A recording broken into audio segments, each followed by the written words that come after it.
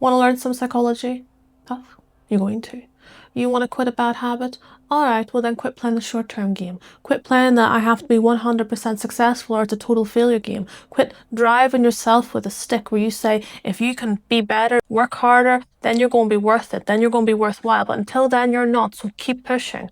Quit that one too. That one doesn't help. If you want to quit a habit, then you've got to be playing the long-term game. And if that's not something that you want to do, well, you're probably going to struggle to quit your habit.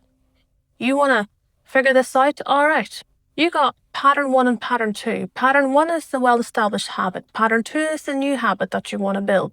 Pattern 1 and pattern 2 are going to compete with each other. And when you are stressed, pattern 1 is going to be the stronger pull. Why? Because stress promotes you to fall back on habits. It's the easier thing. Your habits sit in autopilot, and autopilot does not always want you to pull stuff out of it. It just likes stuff going into it. So habits are sticky and they don't want to go anywhere. If you want to establish pattern 2, then you're going to have to invest in it. But accept it's going to compete with pattern 1.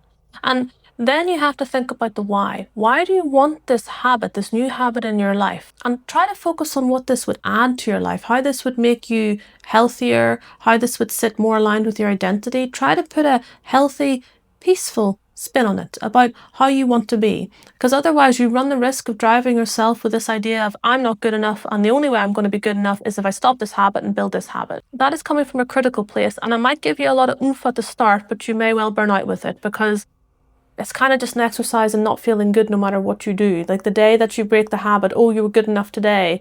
And that's a perfectionistic metric.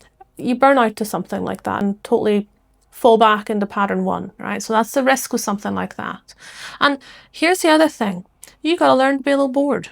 You got to learn to feel a little meh. A habit that you have, probably in some fashion, was making you feel better.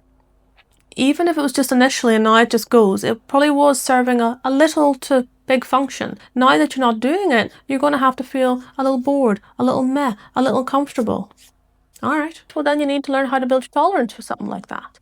These sorts of ingredients are some of your better bets for building into new habits. But it's a long-term game. This is about stepping into who you want to be. And that kind of thing doesn't happen overnight. You've got to learn along the way. You want to break a habit? Don't expect it to be with 100% success. Allow yourself some time to establish it. Whenever you fall back into the old habit, just pick yourself up, use it as data to spur you on to get back into pattern 2.